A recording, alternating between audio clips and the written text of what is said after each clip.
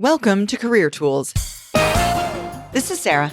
And I'm Mark. Today's podcast, Delegating to the Floor for Directs, part 2 of 2. As always, our content has been crafted by humans and is now certified by Proudly Human. The questions this cast answers are, how do I find more time to do valuable work? What task should I stop doing at work? And the answer is not everything, folks. And how do I get my boss to agree to me dropping some tasks to focus on the right ones? If you want answers to these questions and more, keep listening.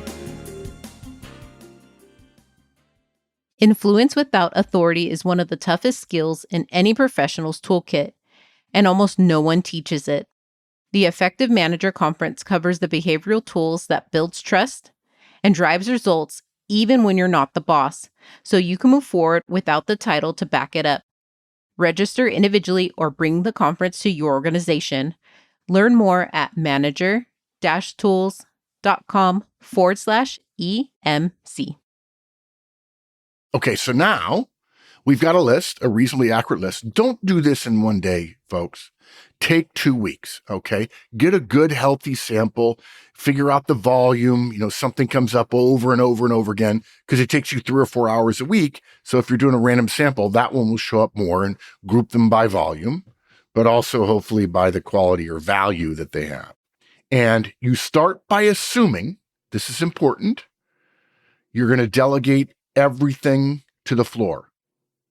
Okay. You're not going to keep everything and then pick and choose. You're going to push everything out. The example we use for this is, if you've ever seen, they're sad, really sad TV shows about people who have a mental challenge with hoarding.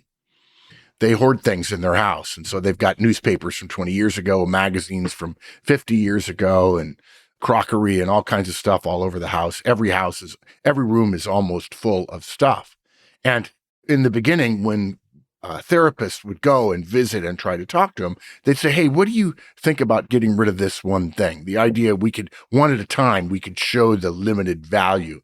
And the person would be like, no, that's there for this reason, and I really need it, and so on. And then finally, the therapist figured out the only way you can deal with this is to take everything out.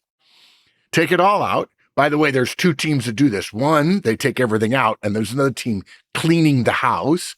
Because, of course, if you have a lot of stuff, you can't clean between it and around it, and it becomes almost unlivable. In some cases, it actually becomes unlivable, like some of you probably feel about the amount of volume of work you have in your job. And you take everything out of the house, and then you negotiate for what gets to go back in. That's the analogy. Wipe the slate completely clean and assume you're going to do nothing. Next then, folks, we add back what is mandatory. So from our example list of above, mandatory items would be your manager's team meeting and your one-on-one with your manager. Yeah. You can't not go to those. Those are your manager's meetings. So those we would consider mandatory. Yeah. That said, now remember, projects exist underneath the PMO, and they all have their own project managers. Are you really required at the Project X weekly meeting? Okay. Could you send a report that was prepared for you by the Project X project manager rather than you going and overseeing X, Y, Z, A, B, C, right? Do you need to send those notes to your manager? No offense, but if you send them to me, I'd be like, okay, great. I guess it proves he did it. If I want information from him or her, I'm going to get it anytime I want. I'm not going to go ask and go read that email. Yeah. I'm going to ask them anyway. Right. And you might say, well, if you'd have read my email, and I'd be like, yeah, okay, thanks for that input. And you've never done my job, so I'll just tell you, it's much easier for me to ask what I want when I want it, instead of reading all your emails. Hate me if you want, but yeah. Do you need to send the notes to your manager? Are they posted somewhere? Right? Why not post them? And in the world of AI, guys, why not have AI keep track of everything and let you know? And have the distro automatically include your boss, or actually ask your boss and she'll tell you, no, I don't want that thing. I know where to go if I need to find Project X or whatever. Should they be posted so that everybody who needs access can have it? Or maybe really the only people that need access to it are the people in the meeting, and the other people who want information can ask the people in the meeting. And so they have an internal place where they know where it is and you can go find it if you really need it. Yeah. So folks, go through all those questions then for the Project X weekly meeting and follow the same rubric, ask the same questions for Project Manager or for Project Y, kickoff meeting. Exactly. Now, folks, it may well be that you have to be there. But unless you consciously ask the question, you're just going to assume that you have to be there and you're going to continue to have no time. And that's the biggest risk. The reason we fall into this trap is because we accept the meeting invite and we don't ask, is this really a place I need to be? I mean, do you need to order refreshments? Another thing from the list. Could everybody just bring their own refreshments? Could you make a standing order so that you only have to put that order in once and it just keeps coming back over and over? By the way, if somebody complains about that standing order, say, okay, it's your responsibility now. Do whatever you want to do. Otherwise, this is what I'm doing. And you can hate me for the fact that my refreshments aren't that great, but I got bigger fish to fry than refreshments. Yeah, exactly. Than your favorite. No pun intended. Hey, can I tell a funny story Yeah. here? When I was at Procter & Gamble, as a former military guy, we used Project X, Project Y, Project Z, and so on. But there was a team that was related to mine that had a project, Project Y. Mm-hmm. And it was one of those bad projects that nothing was getting done and there wasn't any executive support, but people still feel like they needed to go to these meetings and pretend when in fact it was just getting redder and redder and redder. You might as well just chop the head off and be done with it, right? And it got to be a joke. It was Project Y, ? Like, why are we doing WHY. this? Uh-huh. Yes. And it got to be like a sort of a sick, dark joke, like I'm on Project Y. Project Y. I walked into the meeting not knowing this history, and I said, hey, can you give me an update on Project Yankee? Because that's the military alphabetical code Yankee. And they said, what are you talking about? I said, this one here, Project Yankee. It says right here on the agenda, Project Yankee. And they said, no, it says Project Y. And then it connected with me, the Project Y and the Project WHY thing. I said, no, guys, my team, this sales team absolutely needs this stuff. So we're going to start calling it Yankee. And they're like, okay, we're all right with that. I think they laughed at me behind my back, but we don't call things Project Y for fear it's bad. And people will go, Project Y? Why? Exactly. And folks, listen, when it comes to these project meetings, it may not be we can get rid of the meeting altogether. We can make it easier, but how long is the meeting? I mean, does it need to be that long? How often is the meeting? What's the frequency? Can it be done less frequently? Just like re-examining the agenda for some time savings. Yeah. And does it need to be that long? I promise you, if that meeting's an hour long, you can get it done in 45 minutes. Now you have to facilitate the meeting, or you have to teach somebody how to facilitate the meeting, and they actually have to push. Okay, enough, right? And people need to learn how to run a meeting, but it works. You can get it done in 45 minutes, particularly in the world of Zoom and Teams and Slack and all that stuff. By the way, in this example, there's a lot of paperwork moving around in the example list. Are hard copies really required? Or is the email trail enough? Plenty of cases, you could say, if you send out an email about Project Yankee or Project X-Ray or Project Zulu, then at the bottom, you should have your status pasted in. In fact, you can paste it in from the project status document that's online, which is updated in real time. Can you compile the project kickoff materials once and then make a template for next time? And then the project manager has to adjust the template to his or her project. Yeah, you could do that. Are you printing materials for people coming to a meeting that have their own access and can print their own? Some people don't even like printed materials. They're using a Remarkable, or they're writing on their tablet, on their iPad, or on their Surface tablet, or whatever. Do project materials need to be shelved? I mean, I don't know if you ever heard it, folks. If you're new in your career, there's a term called shelfware, which is often done by external agencies. Hey, we're going to prepare a big binder for you for stuff. People's bookshelves are filled with binders at the office that you could scrape 3 years worth of dust off of them. So do we really need to shelve it?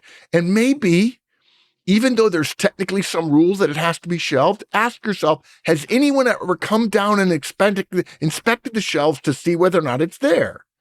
Now, some of you high C's, you conscientious people, you accountants and software developers like, oh my gosh, it says I have to do it, so I have to do it.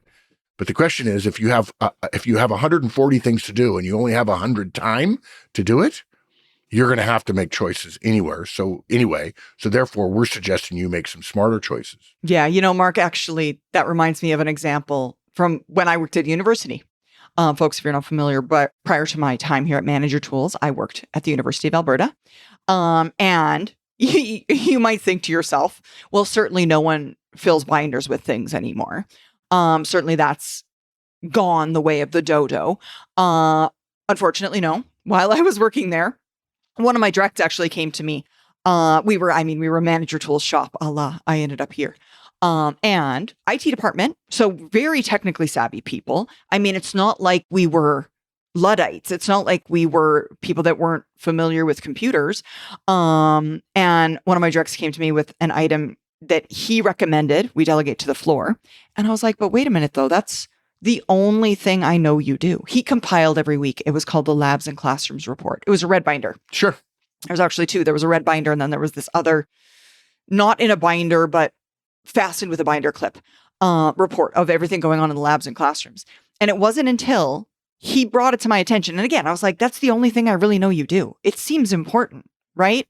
That he brought it to me, and I realized it was just like 137 screenshots of Microsoft Outlook calendars bound together. Oh my. Yeah. And I was like, what are you doing? Why are you? And he's, well, immediately, of course he would, as many directs would say, well, I was taught I had to do that. I mean, this was like a mandatory requirement that I was taught I needed to do. I'm like, okay, yeah, because I'm sure somebody in the 90s invented it before everybody had their own personal computer. And then the report outlived its usefulness. And no one went back and said, hey, this is no longer useful. The person doing it just thought it was mandatory. And even if he didn't think it was mandatory, do we think people every time will raise their hand and go, what I do has no value? Let's stop doing it and put themselves at risk? Nuh-uh. No, they're not. And you can't blame them for not. Okay. You can't, it's just like the old rule, you can't use people's honor against them. I mean, that would be wrong. Yeah, exactly. Does the Yankee project manager really need a status report? Do you really have to do the overall status report? Who reads them? There's a great story in Manager Tools lore of Mike when he left MCI, went to Bell Atlantic, and there were some people, 3 or 4 people in his organization of several hundred people, compiling green bar reports, which are the ones that have green and white stripes on them, fed through a belt feed printer. And he asked all of the customers that were getting copies of this thing. There were a whole bunch of them in his office stacked up in the corner. He asked all of his customers, hey, do you read this? In what way is it valuable to? None of the people had looked at it at all. Months and months. They don't even know what's in it. He's like, okay. And his people said, well, I'm not going to recommend you get rid of me. I'm not going to get rid of my job. And so you could say, okay, well, there's plenty of other stuff to do. Let's work with your boss to repurpose you. it. Yeah, exactly. What Mike found out was, does anybody notice if it's late or they don't go out? In fact, one of the ways you can tell whether or not something should be delegated is you intentionally miss. And if nobody calls you, that's a prime candidate for delegating to the floor. We're sorry. Yeah. And folks, if the risk of missing is unpalatable for you, bury an Easter egg. That's also a good one. I was once working with, who was I with? Publicis Sapient. I was in London, and I remember the gentleman told me a story. There was a report. It had gotten so big over the course of time. It started as like a 1-pager. It was like 28 pages at some point. And he was like, yeah. And he's like, I don't think anybody's reading this. So he buried a little Easter egg, and it was like a joke. And it was I want to say it was in the human resource section of the report. And he said something about reinstituting the gallows as a measure to move toward accountability. And it was in the meeting. They were discussing the report in the meeting. And one person said, I really like what you put about accountability in the HR section, right? Because she clearly had read it and noticed his Easter egg. But everyone else was like, very good, and acting as if that was a good. I know. So then it was like pretty clearly like, okay, well, no one's reading it. So yeah, bury an Easter egg, write up your entire report, and then just take out the second paragraph and send out the one without the second paragraph. And if somebody says, wait, I'm missing a paragraph. Oh, shoot. I'm so sorry. Here you go. And now you have the actual report. Like, these are some measures you can take that aren't just miss, but give you that same data. We'll say it plainly. The virtual Effective Manager Conference is not a recording. It's not a self-paced module. It's a live facilitated practice-heavy session where you learn one-on-ones, feedback, coaching, and delegation. Virtual does not mean less. It means no travel and no excuses. Register now at manager-tools.com/EMC. Okay, so that should give you some ideas of how to think, how to approach. Remember, what we're doing is we took everything out, and now we're adding back things back in, but our bias is figuring out ways to keep them out, to free up our time, okay? Now, if you have 24 things to do and you get rid of 22 of them, I would be surprised. Me too. Unless the two that are left are so huge that you could justify it. It could happen. I think that's unlikely. But a list of 20 and finding 10 that could be not done or delegated to the floor or treated differently or streamlined, that wouldn't surprise any of us here at Manager Tools at all. Next thing on the list, you got to review your list with your boss. And this is where you get your defensible position, folks. Okay. We're not going to skip this step and say, okay, you did your analysis. Now just stop doing stuff and, trust us, 2 thumbs up. You're going to be fine. We're not going to do that to you. So first, you could technically just delegate to the floor and see if anybody notices. You high Ds, as long as you're willing to be singed by some flames, you could probably do that. Yep. And your boss, to be totally fair, may read that as you decided, I'm just not going to do part of my job, which is definitely not the message you want to be sending or that we're suggesting you send. What you do is you take your analysis, you go to your boss, you book a meeting so that you have your boss's undivided attention. Now, don't go in and tell him, I want to talk about lightening my workload, because he or she's going to be immediately defensive. Yep. But say, hey, I've been doing some analysis of my workflow and my workload, and I have some ideas, and I want to share them with you. Yeah. I'd be like, yeah. Yeah. Oh, absolutely. Some ideas, some ways that we can do more with less. I mean, I don't know a single manager alive that wouldn't be like, yeah, let's do that. That sounds great. Yeah, let's have somebody else other than me, the manager, thinking about what work is high quality, what work we can delegate to the floor, we can optimize, we can systematize, we can automate, whatever. Exactly. Now, folks, going back to Mark mentioned high Ds earlier. If your boss is a high D or a high I, they're probably going to stop you once you say, I've analyzed my work and I'd like to review some things with you that are no longer required. And they're just going to say, yeah, whatever. Do that. We'll deal with the fires that come up on the exception basis, and we'll save all the time for the 90% of the time where nobody freaking notices. Yeah, exactly. And our Ds and our Is tend to be those profiles, assertive people, folks, who are a little bit more comfortable with risk. So they're willing to move a little bit faster and see what happens. And if your boss is one of those, then it shouldn't be too tricky. Yeah. And what I like to say is if they're not actually shooting at you, there's no risk. Okay. Now, high Cs, the conscientious people, the dot your I's, cross your T's, logical, linear, factual, rational folks, they'll want to go over the details. Who might be affected? What contingencies you have? And maybe you don't have those contingencies perfectly worked out, and maybe he or she can help you.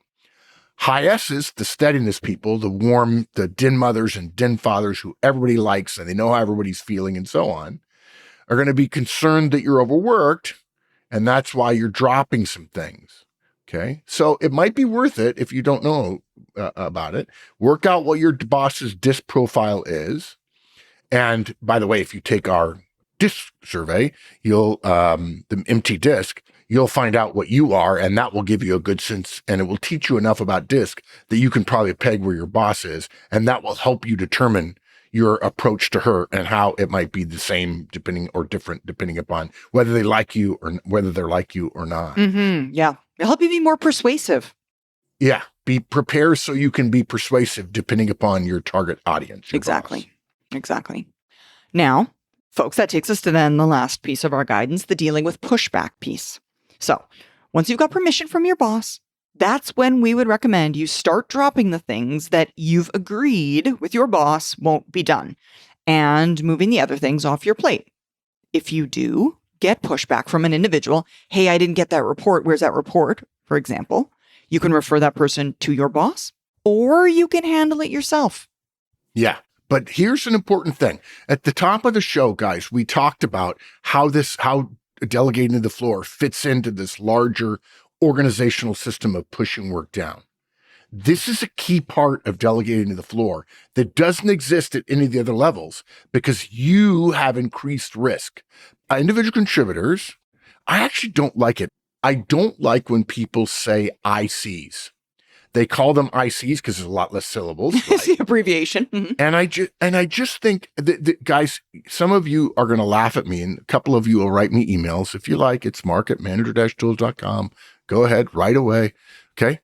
But I find it interesting that the single most populous job in the company is individual contributor. A lot of different titles, right? Programmer, logistics coordinator, whatever, but they're individual contributors. And every other title gets a name. Manager, senior manager, director, senior director. We don't call managers M's. We don't call senior managers SMs, God forbid. We don't call them directors, high Ds. We don't call them senior directors. We don't call them SDs. We do call VPs or EVPs and CEO. But to call an individual contributor an IC, I think for the vast majority of people they interact with that have names, I don't like it. But I know people do it. I don't do it. I like to say individual contributors. But here's the lesson, guys. Everyone in the company either is at your rank, and there are some subtleties in individual contributors. There's some that are more special. There are certainly some individual contributors who are fellows and seriously technical geniuses. And, they don't technically outrank you, but they're a lot more powerful than you, right? Because of their reputation. But everyone else in the company is either at your level or above your level, okay? So you have elevated risk in this process of the delegation cascade as your boss gets something from her boss and then delegates something to you. So the reason you do your own analysis, because you're the person to do your analysis, not your boss. If you're a manager now and you're thinking, I'll do the analysis for each of my people, you're insane. Stop it. Okay, that you will never be able to do a good time survey on somebody else unless you take a month off your job and just follow that person around. So the individual who does the job knows the job, so they have to do the analysis. They have to make the recommendation. But if we didn't make it clear before, let's be clear now. Your boss is making the decision. Even if he or she's a high D and says, yeah, do whatever you want, your boss is stamping it. So when Sarah, my peer, comes to me and says, hey, where are we on this Project X reporting thing? I'm going to say, hey, I'm sorry, my boss, Joe, we're not doing that anymore. And so now Sarah, if she wants satisfaction, she has to go to Joe. She's got to go to a higher level. Guess what? Sarah's not going to do that. She has less influence. Not going to do that. Yeah. Now, if Sarah's peer, Mike, comes down to me and says, hey, Horseman, where's my stuff? Where's the report on Project X or whatever? Say, hey, I'm sorry, Mike. I get it. I understand. I'm going to be I shouldn't say much more respectful to Mike, but I'm going to talk like he's a manager and as it's slightly different to my individual contributor peer. And I'm going to say, would you go talk to my boss? Because we had a conversation about this and she made the decision and we know there's some risk and some downside, but we think we can tolerate it. So it wasn't my decision, right? Now, Sarah's right. You can choose to do it yourself, but if you make the decision yourself and you haven't briefed your boss, you don't have that little bit of air cover that the system allows you to have. If you're a director in the middle of the organization and you decide to drop some things, delegate some things to the floor, your boss is not responsible for that. Actually, technically, in the bigger picture, he is. But if somebody goes to your boss and said, did you know Horseman isn't doing X? He'd be like, no. And if he's a really good boss, he'd say, but if Horseman's not doing it, I trust him. He shouldn't be doing it. And then that other person is going to have to convince my boss to come down and tell me I have to start doing it again. But at the individual contributor level, the system allows for you to get a blessing from your boss so that you, as the least ranking person in an organization, who therefore has the most risk on decisions like this, you have protection. It's one of my favorite parts of delegating the floor. Yeah.